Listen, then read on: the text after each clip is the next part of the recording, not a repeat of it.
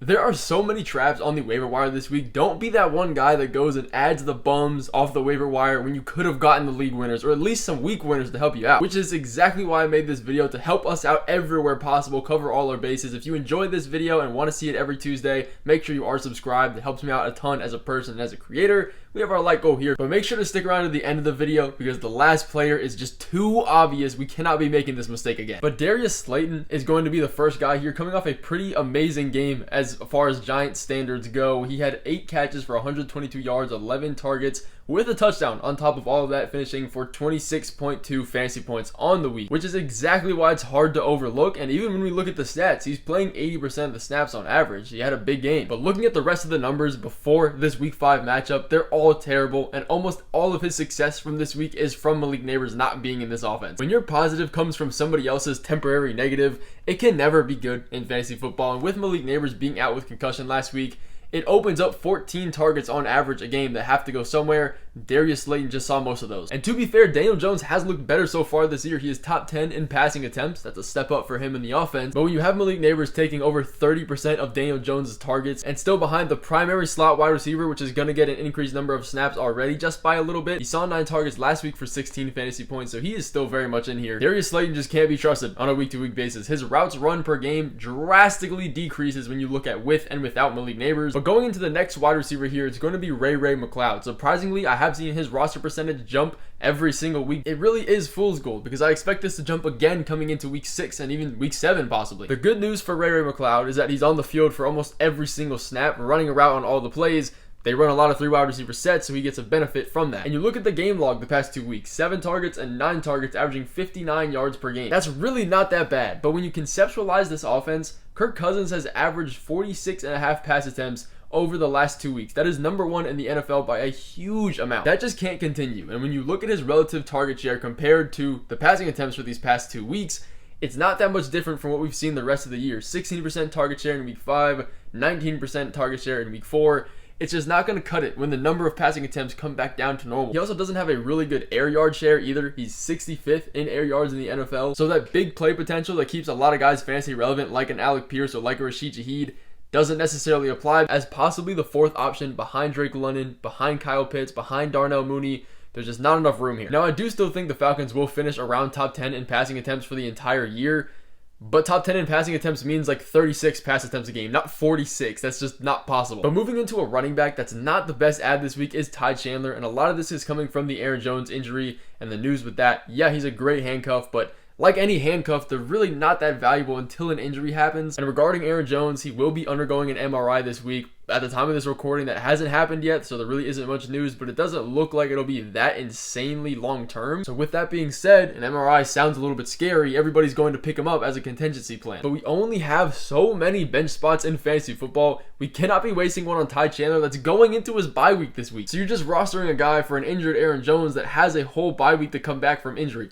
It just doesn't make sense. So let's say he does miss 2 weeks. He doesn't play in week 7. Well, that week 7 matchup is still pretty tough because they get the Lions, who are one of the toughest run defenses for allowing fantasy points, at least in the entire NFL. They are a pass funnel. Their pass defense is very, very easy over the top. So in that event, Ty Chandler probably won't even be the strongest start on his own as the RB1. And we even saw fullback CJ Ham get some run. Myles Gaskin just a tiny bit of work.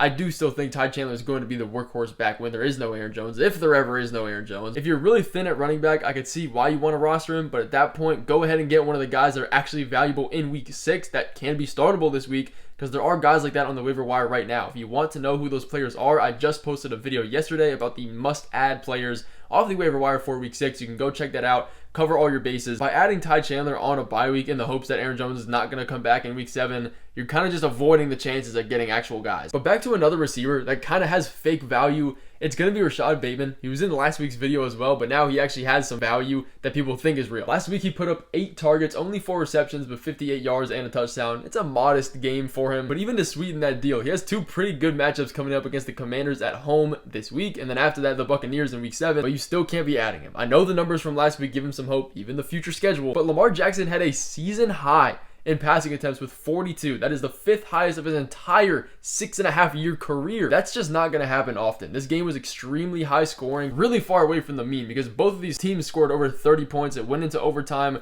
The offense, the scoring, the yardage, everything was just blown out of proportion. And the reason this makes Rashad Bateman kind of a trap, and why people see the 8 targets and the touchdown and some decent fantasy numbers and say he's probably a decent ad, is because on that increased number of passing attempts for Lamar Jackson, Rashad Bateman still saw his regular target share. He's averaging 19% on the year. He saw 15% this last week. Again, that's just not going to cut it. And if you look at the rest of these wide receivers, they're still averaging a decent snap percentage next to him. There's a lot of guys here. Zay Flowers saw 82% of the snaps. Rashad Bateman saw 63%. Nelson Aguilar had 47%. Even Talon Wallace saw 18% of the snaps. So there's a ton of wide receivers being used and having field time. You know, maybe their target share isn't the highest, but they're still there running the routes. And you already have Bateman competing for targets with Isaiah Likely and Mark Andrews, who are still relatively in this offense next to Zay Flowers. But guess what? We also cannot be adding Alec Pierce back-to-back weeks here after a Joe Flacco passing masterclass. There was just so much offense everywhere in week 5. It makes it really easy to overlook the good players and underlook the bad ones, I guess you could say, or overvalue them, because like Rashad Bateman, Alec Pierce had 22.4 fantasy points,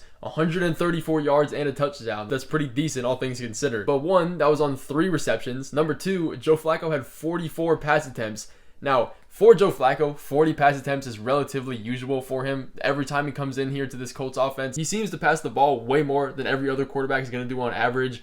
But Anthony Richardson is going to come back into this offense probably this week, if not the next week. He's dealing with an oblique strain. It doesn't seem to be serious. Every report coming out is saying that he's going to be fine and probably going to play this week, which is unfortunate for the pass catchers at least, because with Anthony Richardson in this offense so far, he really has de-escalated the situation, and it kind of looks like Flacco's the better guy as far as passing numbers. Real NFL wins, that might be a whole other story. But outside of week 4 when he got injured, he's averaging 194 pass yards a game and 12 completions. That's not going to cut it. Pierce is going to have those big games every once in a while, but when you look at the matchup, it was one of the best of the week against the Jaguars, who are allowing some of the most points to opposing wide receivers.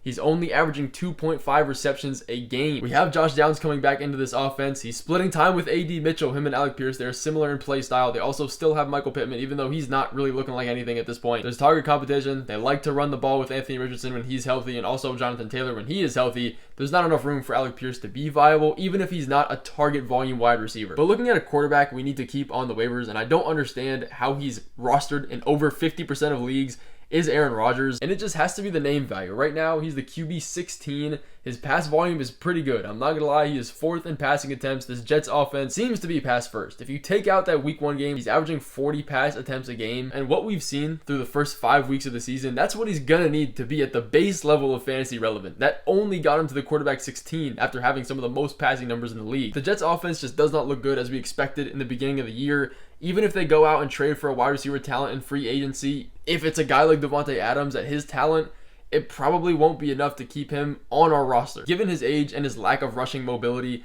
there really is no reason to put him on our roster, even in the positive matchups. They still have Breece, they still have Braylon Allen, 2 really good, young, efficient running backs that I believe they should lean on more, because they're having troubles and they've kind of abandoned the run game here. They're 24th in running attempts compared to 4th in passing attempts. That's just not going to get it done either. You have to assume they're going to use these running backs more, kind of go back to the roots and what was working. But you see Breece, he's going to start getting touchdowns eventually. He's going to get in the red zone. When Breece and even Braylon Allen start scoring those touchdowns on a regular basis, Aaron Rodgers' value is only going to go down because he needs to pass for those touchdowns to be relevant. If he doesn't get at least 2 passing touchdowns a week, he's not going to be valuable. But if you are considering adding any of these Panthers wide receivers as a sort of contingency plan to Xavier Legette, go ahead and pause, cancel the claim right now. Legette's injury isn't supposed to be anything long-term. He's probably going to come back and play fully healthy in week 6. Even if he doesn't, it looks like this Panthers offense is kind of coming back down to earth, given it was a pretty tough matchup against the Bears defense. Still, the passing volume is okay. I don't trust this offense to support this many guys outside of Deontay Johnson, Legette, and even Adam Thielen when he comes back, but that's besides the point. I don't want anybody to fill in for him. But thank you guys for watching this video. A little bit of a spoiler alert to videos coming later is going to be a stash. You want to know who to stash on your bench that have a really, really good late season upside and even upside in a few weeks? Make sure to stick around for that video. Be subscribed. Thank you guys for watching this one.